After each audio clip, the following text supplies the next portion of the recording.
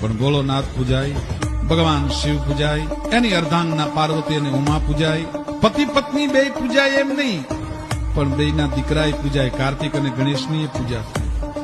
બે દીકરા પૂજાય એમય નહીં, પણ બે દીકરાની વહુય પૂજાય, બે દીકરાની પત્ની પૂજાય, ગણેશની પત્ની રિદ્ધિ અને સિદ્ધિની પણ પૂજા થાય. અને એકલી રિદ્ધિ ને સિદ્ધિની પૂજા થાય એમ નહીં, પણ એના દીકરા લાભ ને શુભય પૂજાય. અને એકલા દીકરાના દીકરા પૂજાય, પોતાની પત્ની પૂજાય એવી રીતે નહીં, પણ એના ગળાના હરેના ઘરેણાય પૂજાય. એમ કહેવાય ગળાની માલિકા પહેરેલો સર્પ છે, એક ફૂંક મારે તો 14 ગામના લીલા કંચન ખંડને બાળી દે, એવું જે હળાહળ વિષ છે એ ગળાની માલિકા સર્પને મીટીને બેઠો છે દાદો. એ સર્પ પણ પૂજાય.